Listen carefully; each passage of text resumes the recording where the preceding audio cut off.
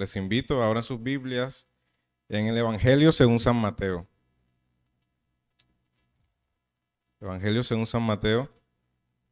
Vamos a estar leyendo en el capítulo 18 de Mateo, los versículos 23 al 35.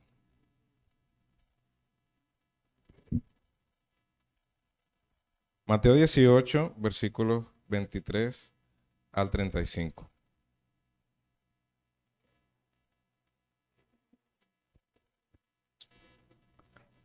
Bueno, vamos a empezar desde el versículo 21, por favor. Versículo 21. Mateo 18, 21 al 35. Ok, dice así la palabra del Señor. Entonces, acercándose Pedro, preguntó a Jesús, Señor, ¿cuántas veces pecará mi hermano contra mí que yo haya de perdonarlo? ¿Hasta 7 veces? Jesús le contestó, no te digo hasta 7 veces, sino hasta 70 veces 7. 23. Por eso el reino de los cielos puede compararse a cierto rey que quiso ajustar cuentas con sus siervos. Al comenzar a ajustarlas, le fue presentado uno que le debía 10,000 talentos. Pero no teniendo él cómo pagar, su señor ordenó que lo vendieran junto con su mujer e hijos y todo cuanto poseía, y así pagara la deuda. Entonces el siervo cayó postrado ante él diciendo, tenga paciencia conmigo y se lo pagaré todo.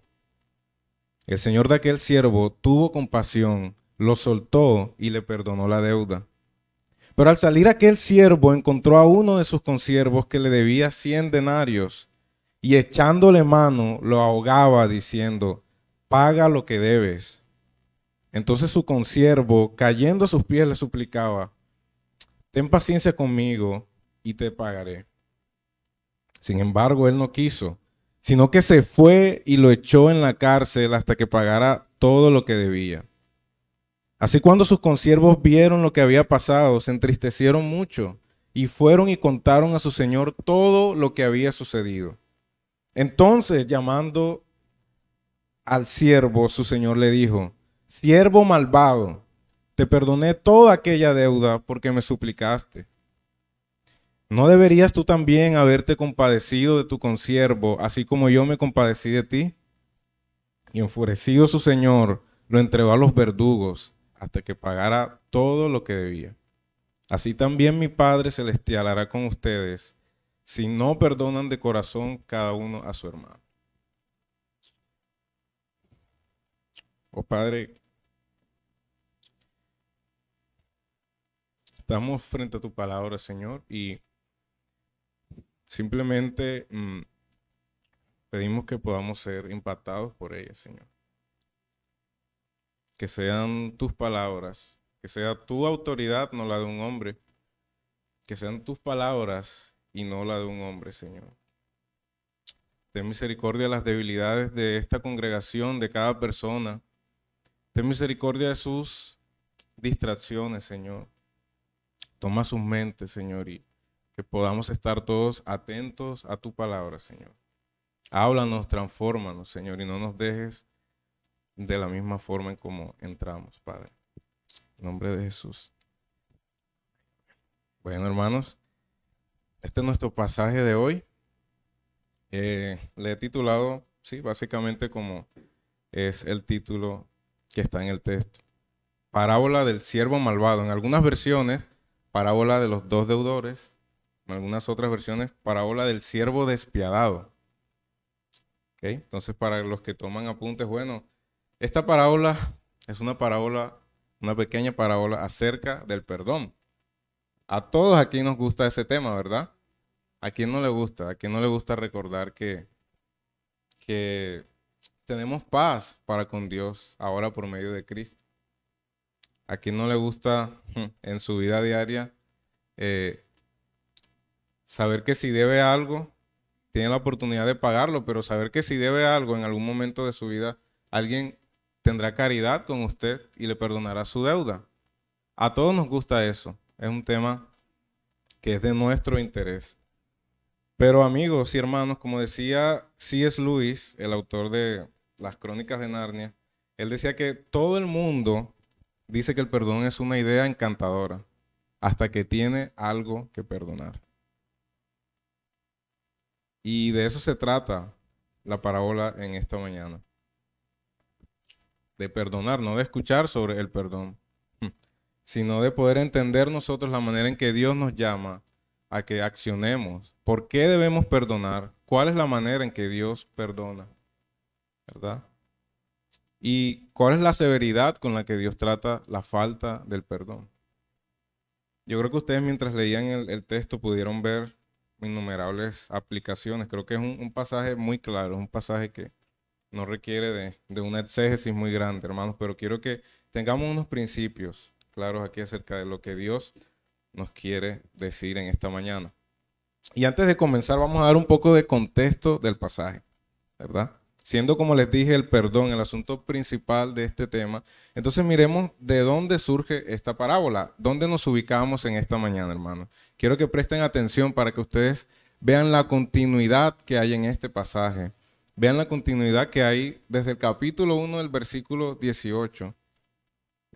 Desde el capítulo 18, desde el versículo 1 hasta el final, terminando con la parábola, de qué manera el Señor viene dándonos una continuidad acerca de esto. Y es que el capítulo 18 empieza con Jesús respondiendo a sus discípulos acerca de una pregunta importante. Quiero que vayan ahí, estén ahí conmigo. 18:1, miren lo que dice. En aquel momento se acercaron sus discípulos a Jesús diciendo, ¿quién es el mayor en el reino de los cielos? Y, wow, para sorpresa de ellos, Jesús nos dice el texto que toma a un niño y lo pone en medio de ellos, hermanos. Jesús toma a un niño. ¿Quién es el mayor entre nosotros? Y él toma a un niño y dice el versículo 4 del 18, así pues cualquiera que se humille como este niño es el mayor en el reino de los cielos.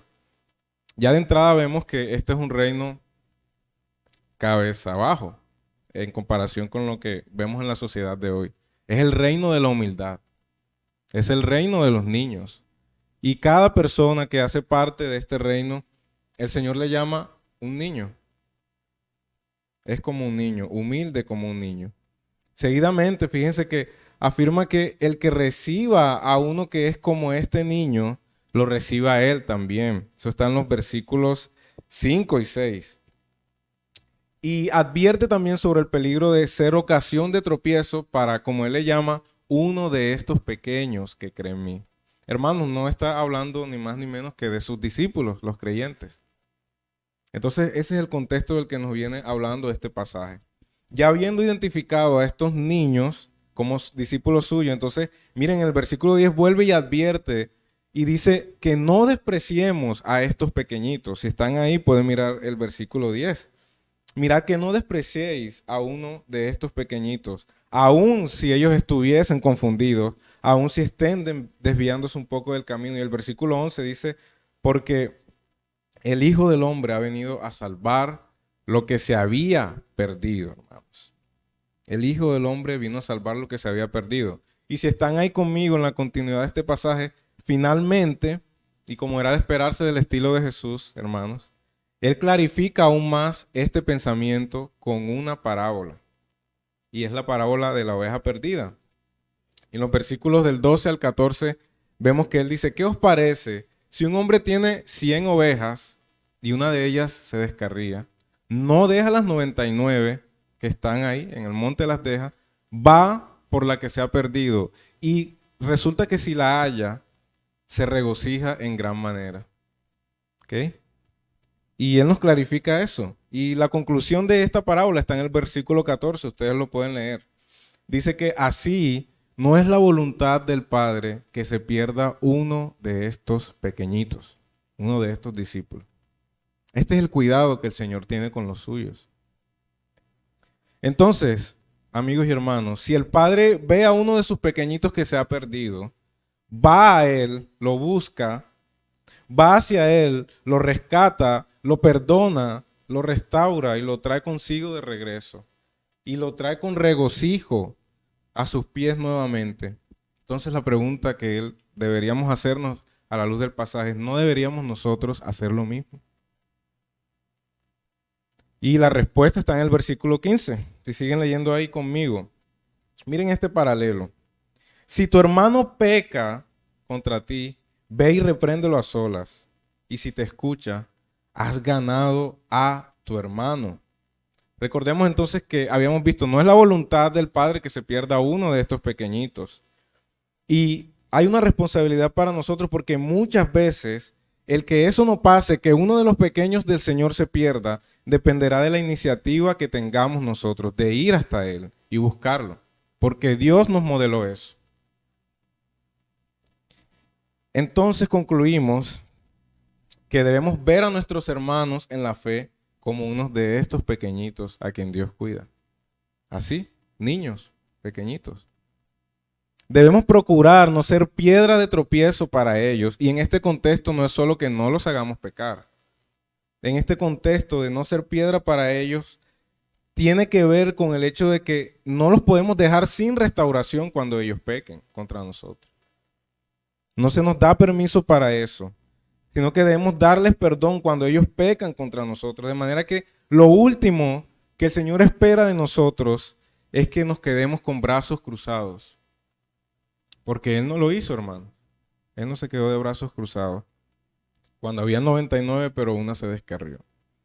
Entonces hay una responsabilidad evidente de un creyente hacia otro. Hay una responsabilidad clara aquí. Y tanto la parábola que veremos como toda la sesión de Mateo 18 tiene que ver con la forma en que debemos lidiar con el pecado del que está a nuestro lado. Tiene que ver con eso, hermano. Así que ya yendo al versículo 21, luego de esta pequeña introducción, miremos, y aquí es donde aparece, claro, nuestro ya conocido Pedro, ¿verdad? El apóstol Pedro. Y Pedro lanza una pregunta crucial que yo creo que todos hubiéramos hecho, hermanos, al escuchar esto. Y esta pregunta es la que da ocasión a la parábola con que Jesús llega al clímax de este tema que les he venido hablando. Y ahí leamos en los versículos 21 y 22. Entonces se le acercó Pedro y le dijo, Señor, ¿cuántas veces pecará mi hermano contra mí que yo haya de perdonarlo? Claro, él sabe lo que el Señor trataba de decirle. Así como yo voy por la oveja perdida, voy hacia ella, la cargo en mis hombros, la llevo de vuelta al redil. De la misma manera, si tu hermano peca contra ti, debes hacer lo mismo. Entonces, wow, Pedro decía, hay personas que te dicen me arrepiento y a la vuelta vuelven y lo hacen. Y obviamente Pedro entonces lanza esta pregunta, ¿cuántas veces pecará mi hermano contra mí que yo haya de perdonarlo? ¿Hasta 7 veces? Jesús le dijo, no te digo hasta 7, sino 70 veces 7. Quiero que veamos algo, hermanos, que creo que sale a relucir en el corazón de Pedro con esta pregunta. Y creo que eso está en nuestro corazón también. Y si estás tomando tus apuntes, creo que Pedro quiere decirnos varias cosas sobre lo que hay en el corazón del hombre. Y lo primero es que nosotros estamos muy interesados en averiguar qué tanto es que podemos soportar del otro para entonces poder tomar represalias contra él. ¿Cuánto tengo que perdonar, Señor? ¿Cuántas veces es que yo tengo que perdonar a mi hermano si peca contra mí? Nosotros carecemos entonces de paciencia frente al pecado de nuestro hermano, aun si la falta es pequeña. ¿No se han dado cuenta de eso? Wow, a veces nos volvemos intocables. Y hablo por mí primero. Pero 2 Pedro 3:9, por ejemplo, dice que el Señor es paciente para con vosotros.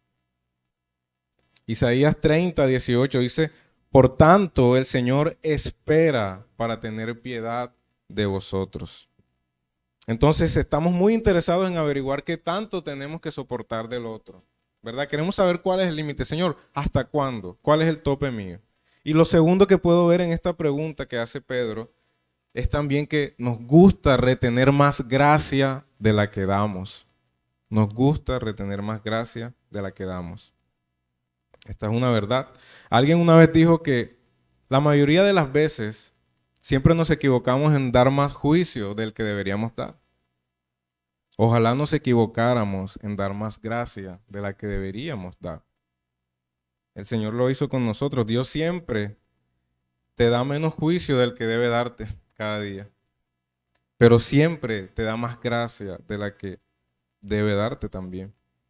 Un tercer punto es que nosotros somos muy impulsivos para presumir de nuestra piedad. Claro, ahí estaban todos los discípulos, ¿verdad? Y hay algo de contexto sobre eso, y es que los rabinos, ellos decían, vamos a perdonar una vez. Si se arrepiente y vuelve, lo perdonamos una segunda vez, una tercera vez, pero no una cuarta vez. Esa era la cultura que ellos tenían. Y claro, obviamente Pedro, ustedes ya lo conocen, ¿verdad? Y el Señor trata con esto en el corazón de él. Podemos verlo en varias ocasiones. ¿Se acuerdan de, te seguiré hasta la muerte, Señor? Jesús le respondió, antes de que cante el gallo, tú me habrás negado 3 veces. Señor, en Juan 15, el Señor se dispone a lavar los pies de sus discípulos. Señor, tú lavarme los pies a mí. Esto jamás, que jamás suceda esto. Y el Señor le dijo, si no te lavo los pies, no tendrás parte conmigo en el reino de los cielos. Y ahora lo vemos en esta misma actitud de querer relucir su piedad. Señor, ¿cuántas veces mi hermano pecará contra mí que he de perdonarlo? ¿Hasta 7 veces? Oh, Pedro, wow, 7 veces. Imagínense, el tope era 4. Este pasó hasta 7. Pero la sorprendente respuesta de Jesús es bastante fuerte. Y es que Pedro pensaba, hermanos, que su respuesta iba a ser alabada por Jesús. Puesto que el estándar de perdón que Pedro puso aquí superaba por mucho al de los judíos. Sin embargo, la sorprendente respuesta de Jesús es que Pedro debe perdonar, no ya el generoso número de 7 veces, como él había dicho, sino incontables ocasiones. No te digo 7, sino 70 veces 7. En otras palabras, Pedro, no lleves la cuenta de sus pecados. Cada vez que tu hermano te ofenda, ve tú hacia él. Búscalo, repréndelo, hazle ver su pecado. Y si se arrepiente, perdónalo. Y si vuelve a pecar y vuelve a ti diciendo que se arrepienta, perdónalo también. A eso se está refiriendo el Señor cuando dice 70 veces 7. No es que ahora saquen las cuentas, 400, ¿qué? 490. No, pastor, es que ya va por 491. Ya aquí no puedo pasar yo. No, hermanos.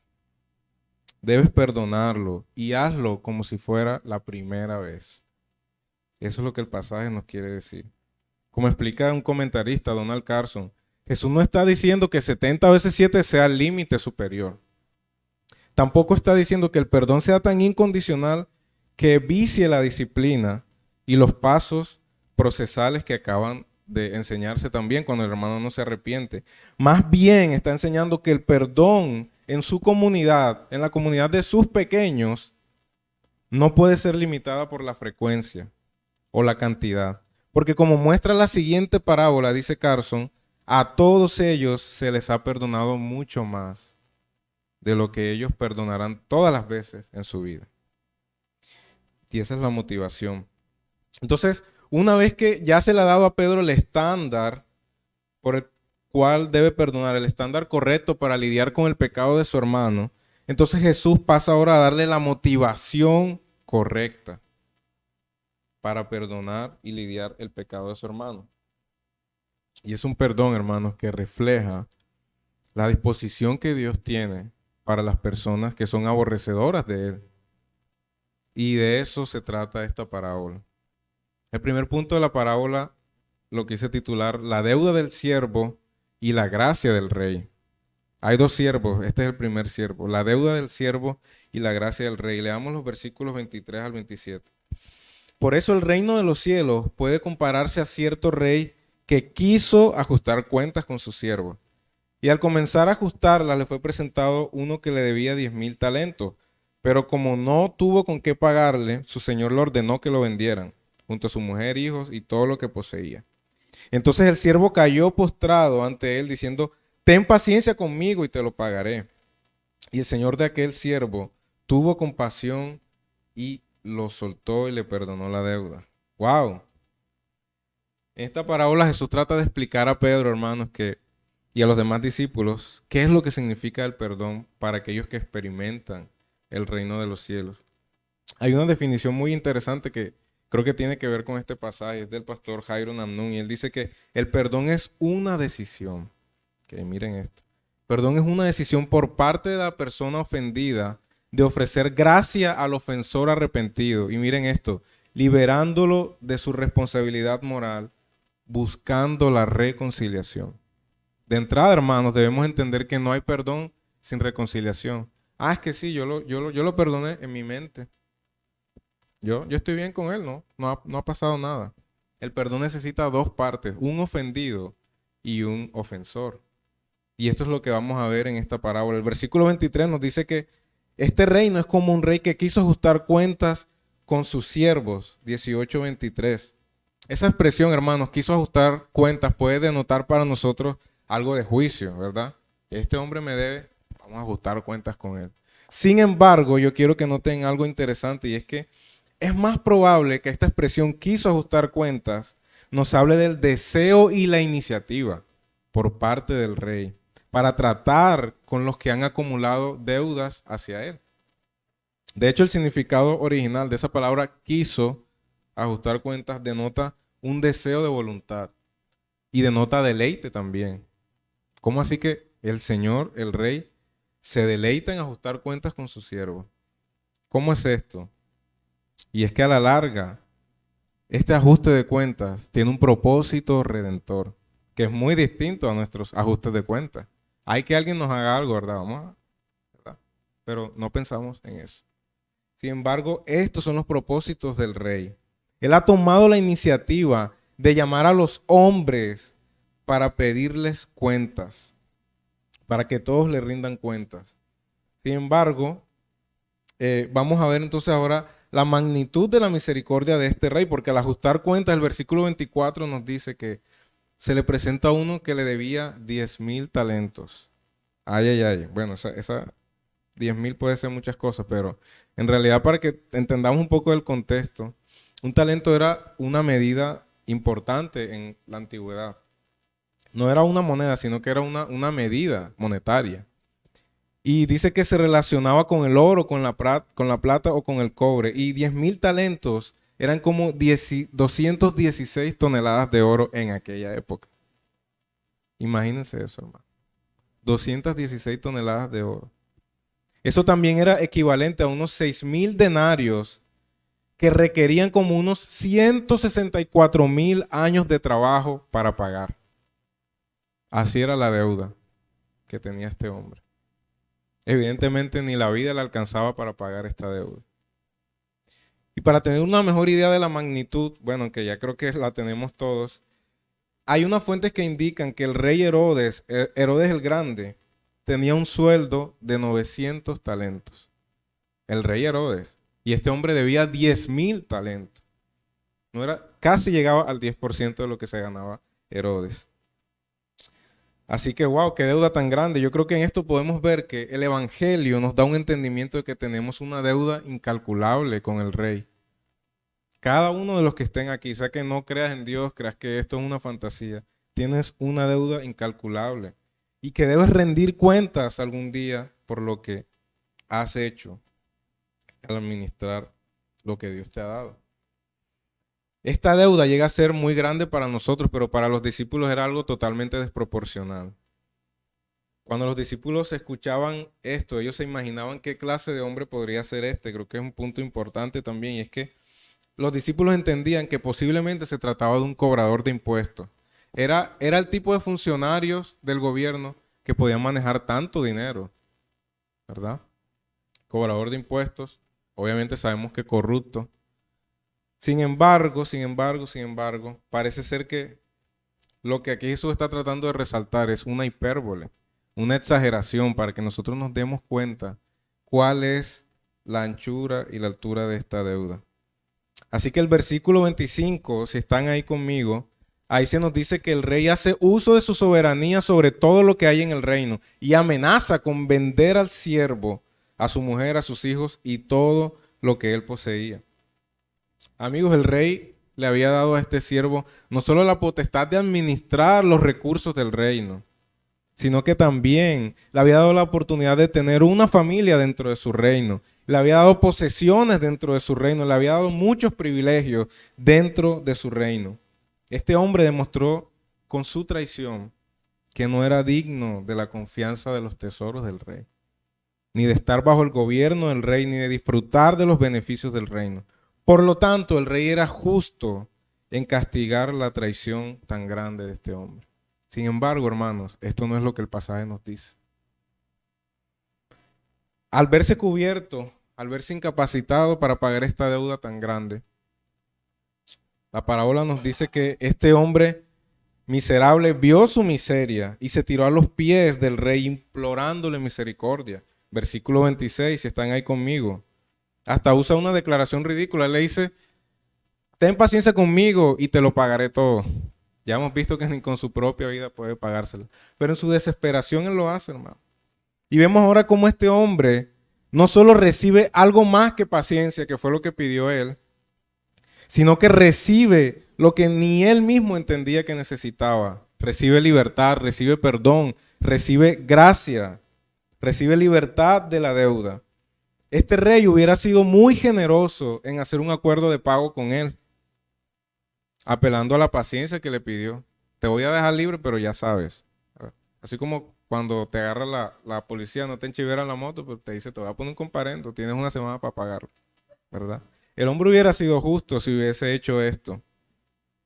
El rey pudiera haber cancelado la mitad de la deuda para este hombre y lo hubiera hecho, a partir de ahora tú vas a ser mi esclavo hasta que te mueras. Él pudo haber hecho eso también y hubiera sido justo. Sin embargo, no. El señor del siervo tuvo compasión, lo soltó y le perdonó la deuda. ¡Wow! Como dice este comentarista, Michael Wilkins, él dice que la abrumadora situación de este hombre suscita la compasión del rey. Este rey otorga algo que el siervo no merece, cancela la deuda y lo deja totalmente libre. Esta primera escena es una poderosa demostración del perdón de Dios. Dios, el único rey legítimo, demuestra misericordia, demuestra gracia hacia los que lo han ofendido. Wow, esto es un retrato tan claro del evangelio, hermano. Cuando el pecador penitente se acerca a Dios en busca de remisión, encontrará una evidente disposición de Dios para perdonar al pecador. Siempre, todo el tiempo. De hecho, Jesús fue quien dijo, ninguno que viene a mí, yo le rechazo. El problema está que muchos no van a él. Entonces, así de sencillo como el pasaje nos lo dice, así de sencillo, así de fácil, él le pide algo, el Señor se lo da. Ese es el perdón que da Dios. Así es el increíble perdón que Dios otorga a las personas que le aborrecen. El rey llamó para ajustar cuentas, pero esto resultó en misericordia y gracia. El rey tuvo compasión, se compadece de nuestra condición. El rey soltó a este hombre porque Dios nos libera completamente y alivia nuestra culpa. El rey perdonó su deuda porque Dios se olvida de nuestras deudas y lo hace para siempre. Salmo 86:5 dice, tú, Señor, eres bueno y perdonador. Grande es tu amor para con todos los que te invocan. Así que no nos podríamos imaginar la alegría de este hombre, ¿verdad? Imagínense eso, tiene una gran deuda y ahora su corazón está aliviado, le ha sido perdonado. Ha traicionado al rey y su deuda era impagable, pero el rey escucha su clamor de misericordia y lo deja libre. Pero hermanos, aquí no termina la historia. Hemos visto la deuda del siervo y la gracia del rey. Sin embargo, ahora la historia da un giro inesperado para todos nosotros. Y el segundo punto de este sermón es la dureza del siervo perdonado frente a la deuda de su consiervo. Vamos a los versículos 28 al 30, por favor. Dice, pero al salir aquel siervo, encontró a uno de sus consiervos que le debía 100 denarios. Y echándole mano, lo ahogaba diciendo, paga lo que me debes. Entonces su consiervo, cayendo a sus pies, le suplicaba, diciendo, ten paciencia conmigo y te lo pagaré. Sin embargo, él no quiso, sino que fue y lo echó en la cárcel hasta que pagara todo lo que debía. Wow. Es difícil definir, ¿verdad?, lo que este acto puede ser. Este hombre acaba de salir de la presencia del rey, se supone que gozoso, se supone que con una conciencia abrumadora de lo que es la misericordia, de lo que es la gracia, de lo que es el favor inmerecido. Se supone, sin embargo, no llevaba mucha distancia de la puerta del palacio cuando lo vemos incurrir en este acto de barbarie. Wow. Este hombre debió haber aprendido el valor de la misericordia. Este hombre debió haber aprendido el valor de la gracia, el valor de la compasión, porque lo acaba de experimentar. Y lo más lógico era ejemplificarlo. Sin embargo, no es lo que hace. Esto hubiera sido el escenario perfecto para alguien que acaba de recibir gracia. Él debió haber estado tan agradecido de lo que el Señor hizo, que lo primero que hubiera hecho al ver a este siervo era testificarle: mira, yo acabo de tener una deuda increíble y me fue pagada totalmente. ¿Cuánto es que me debes tú? 100 denarios. Mira, aquí te regalo 100 más. Esa tuvo que ser la actitud de este hombre. Sin embargo, no fue. Cuando leía esto, yo trataba de entender, wow, ¿qué es? O sea, ¿qué explicación darle al corazón de este hombre? Y lo único que se me ocurrió fue que, oye, ese hombre salió de ese palacio con toda esa gracia que se le dio y se habrá dado un golpe en la cabeza, se cayó, se tropezó y se le olvidó todo lo que había pasado, ¿verdad? Fue la explicación que yo en mi humanidad pude ver, porque este hombre estaba actuando como si nunca hubiese tenido un encuentro con el rey.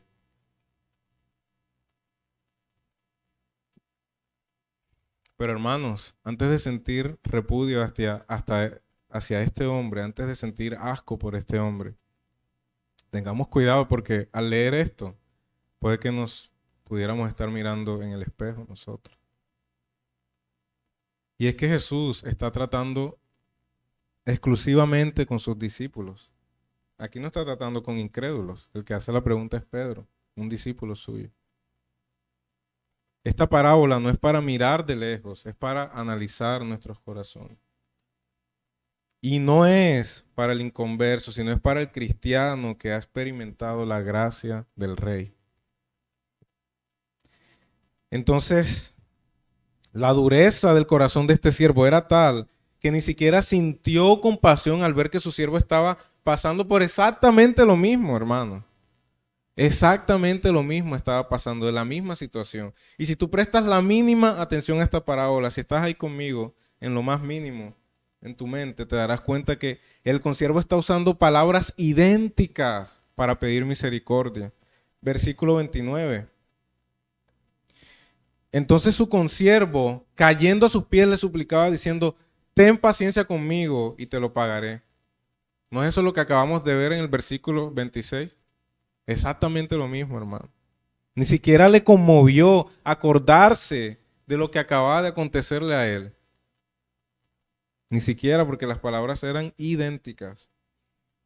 Hay dos cosas que podemos ver en el corazón de este siervo despiadado. Lo primero, hermanos, es que la dureza de su corazón no le dejaba ver que la deuda de su consiervo no era nada en comparación con la deuda que se le perdonó a él. Yo te pregunto esta mañana, cuando tu hermano te falla, cuando tu hermano peca contra ti, ¿puedes recordar el perdón que Dios te ha dado en Cristo? ¿Puedes ver que la ofensa que Él está haciendo contra ti es nada comparado con lo que Dios te perdonó a ti? ¿O te has caído también, te has dado un golpe en la cabeza y tienes amnesia ahora? Porque cuando nuestra dignidad es saboteada, cuando nuestro honor es saboteado, parece que nos dieran ese golpe en la cabeza. ¿Acaso no te es suficiente recordar lo que Dios te ha perdonado para que vayas en busca de tu hermano y hagas con él lo mismo que Dios ha hecho contigo? Hermanos, la única razón por la que te cuesta, por la que nos cuesta olvidar la falta de nuestro hermano contra nosotros, es porque estamos olvidando lo que Dios ha hecho por nosotros. Tengamos cuidado, porque entonces cada vez que vamos a la presencia del Señor, orando, pidiéndole perdón por nuestros pecados, que es una oración diaria, al salir de la puerta, vamos a encontrarnos con un consiervo. Y quiera Dios que no nos hayamos dado ese golpe en la cabeza, hermanos, de olvidar lo que Él ha hecho.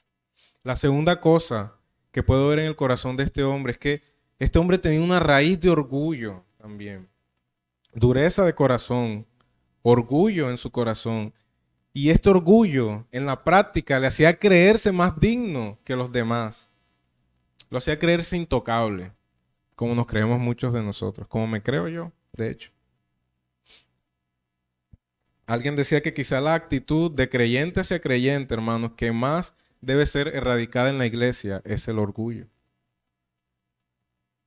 1 Corintios 1, 28 y 29 dice, y lo vil y menospreciado del mundo ha escogido Dios, y lo que no es, para anular lo que es. ¿Para qué? Para que nadie se jacte en la presencia de Dios, hermano. Si hay algo que debería distinguirnos entre las personas de afuera, es la misericordia, hermano. Es la compasión que hemos recibido. Pero no solo eso debería verlo el mundo desde afuera, sino que entre nosotros, los pequeños, los niños del Rey, también debe ser evidente. Nosotros deberíamos ser llamados el reino del perdón, la comunidad del perdón, la comunidad de la misericordia. En el versículo 30 nos dice que este hombre no quiso, a pesar de que eran las palabras idénticas, a pesar de que se le acababa de perdonar una deuda, dice el versículo 30, sin embargo él no quiso, sino que fue y lo echó en la cárcel hasta que pagara todo lo que debía. Este hombre se rehusó a imitar al rey, no quiso imitar al rey. Se rehusó a imitar la compasión del rey, se rehusó a imitar la misericordia del rey, se negó a dar la gracia que acaba de recibir del rey. Y al final de todo, hermanos, ese fue el reclamo que el rey le hizo en los versículos 32 y 33. El rey le dice, miren lo que le dice. Entonces, llamándolo, su señor le dijo, siervo malvado, te perdoné toda aquella deuda porque tú me lo suplicaste. Y miren el reclamo que él le hace. ¿No debías tú también haberte compadecido de tu consiervo, así como yo me compadecí de ti? Sí debía, la respuesta es un sí, ¿verdad? La pregunta ahí retórica. La ingratitud del siervo malvado fue lo que provocó la furia del rey. Este mismo rey que había desbordado en misericordia, que ni siquiera le replicó, que ni siquiera hizo un acuerdo de pago con él, que ni siquiera le dijo, vas a ser mi esclavo para siempre. Este mismo rey que había dado tanta gracia, hermanos, ahora está en contra de este siervo y le ha prometido no solo la cárcel, sino entregarlo en manos de los verdugos. ¿Saben quién eran los verdugos? Los que torturaban. ¡Wow! No simplemente lo entregó en manos de carceleros, sino que lo mandó a torturar, hermano. Así de grande es la falta de perdón entre hermanos para el Señor. Así de serio era para Jesús la falta del perdón. Y termina Jesús advirtiéndonos también que así hará el Padre con nosotros si no perdonamos de corazón cada uno a su hermano. Somos la comunidad de la gracia, somos, como les decía, la comunidad del perdón. Esto debería ser algo que fluyera entre nosotros, que si tu hermano peca contra ti, ve y hazle ver su falta, pero tráelo, ten una disposición para con él. Pero hermanos, recordemos nuevamente, y es importante recordar esto, que esta parábola no es para inconversos, es para mí, es para ti. Entonces, así termina nuestro versículo. Así también mi Padre Celestial hará con ustedes si no perdonan de corazón cada uno a su hermano. Vamos a dar unas aplicaciones finales, hermanos. Y lo primero es que Dios desea que los hombres seamos una imagen viva de su carácter. Dios desea que los hombres seamos una imagen viva de su carácter. Dios desea ver su imagen reflejada en nosotros de manera fiel. Efesios capítulo 4, versículo 32 dice, más bien sean bondadosos y compasivos unos con otros. Y el contexto es la iglesia, hermano. El contexto es la iglesia. Perdonándose mutuamente, y miren la motivación, miren el motor, así como Dios los perdonó a ustedes en Cristo. Si te ha costado perdonar, si te cuesta entender cómo es esto del perdón, ve a la cruz, hermano. Mira, levanta tu mirada y ve a la cruz donde el mismo Jesús, siendo azotado, siendo maldecido, siendo escupido, él decía, Padre, perdónalos porque no saben lo que hacen. Mira, alguien de ustedes me hace algo y yo primero tengo que sentarme y esperar que la herida, ¿verdad? Respirar la herida. Bueno, Señor, ahí sí lo voy a perdonar. Jesús, en el mismo acto de barbarie de estas personas contra él, era quien decía, perdónalo, porque no saben lo que hacen. Él oró por sus enemigos, él oró por las personas que le hacían daño, que le estaban en el mismo momento haciendo daño. El padre lo escuchó y uno de los ladrones le dijo, yo estoy aquí porque soy culpable, pero tú eres inocente. Acuérdate de mí cuando vengas en tu reino. ¿Y qué recibió, hermano? Perdón. Él oró por sus enemigos y una vez que el padre le dio, le dio ojos a este ladrón para ver, Jesús estaba totalmente dispuesto, él no le replicó. Entonces Dios desea que los hombres seamos una viva imagen de su carácter. Segundo, debemos otorgar perdón a nuestro hermano de la misma manera en que Dios nos otorgó perdón a nosotros. De la misma manera. ¿Cómo lo hizo? Ya lo vimos en la parábola. Dios se dispuso a buscar al ofensor. Y esto es iniciativa. Dios tuvo iniciativa. Dios se dispuso a revelar el pecado del ofensor. Y esto podríamos llamarlo como instrucción. Debemos tener iniciativa, debemos tener instrucción para lidiar con el pecado de nuestro hermano. Otra cosa es que Dios se negó a vengar el pecado del ofensor. Esto es misericordia. Pero no solo eso, sino que Dios se dispuso a perdonar el pecado del ofensor y eso es gracia. La misericordia es no darte lo que tú te mereces. Es retener mi venganza contra ti. Pero la gracia es otorgarte perdón, otorgarte algo que tú no mereces. Y el perdón tiene esos dos elementos, hermanos. Y lo último es que Dios se dispuso a estar en paz con el ofensor. Y esto es restauración. Esto es lo que más nos cuesta a la hora de emprender este camino del perdón. Entonces, Dios dijo que lidiará también con nuestro pecado de la misma manera en que nosotros estemos lidiando con el pecado de nuestro hermano. Ay, ay, ay. ¿Cómo estamos lidiando con el pecado de nuestro hermano? Quizá tu hermano sea tu cónyuge, porque también es creyente. Quizá sea la persona que tienes al lado, el hermano que está detrás tuyo. ¿Cómo estás lidiando con su pecado? ¿Con gracia, con paciencia, con indiferencia? Al final, como decía el pastor Luis Méndez, mi expectativa del perdón de Dios para mí es directamente proporcional a la manera en que yo perdono a otros. Mi expectativa del perdón de Dios para mí es proporcional a la manera en que yo pido perdón a otros, que yo perdono a otros. Esta es nuestra enseñanza de hoy, hermanos. Cultivemos la gratitud.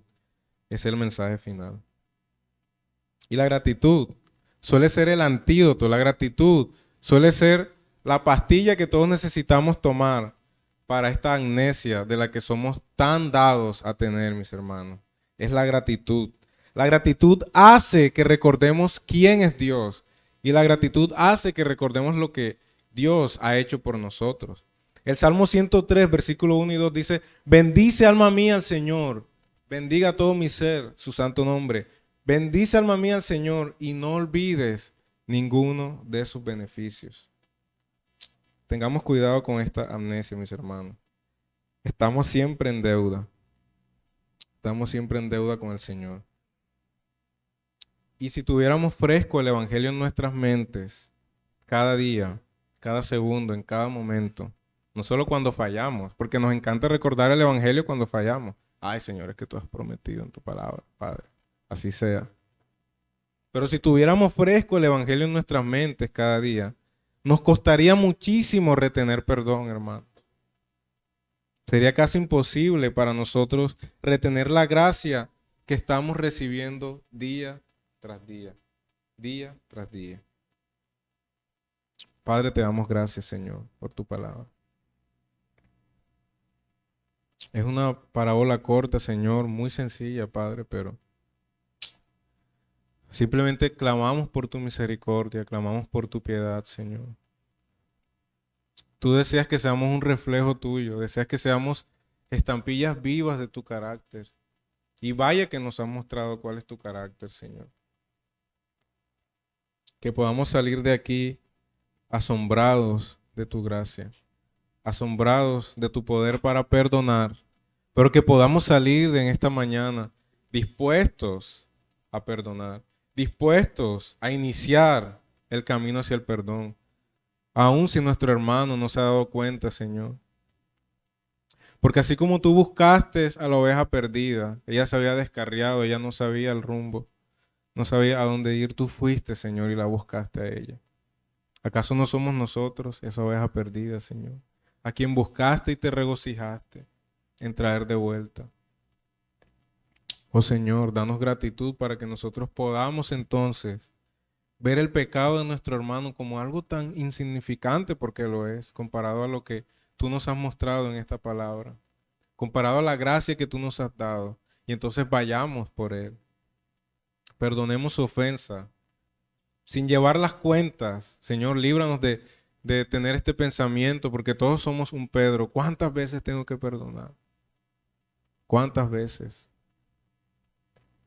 Incontables veces, Señor, porque en la práctica, cada vez que nosotros te fallamos y vamos en arrepentimiento, tú eres fiel y justo para perdonarnos. Que podamos reflejar tu imagen, Señor. En el nombre de Jesús. Amén.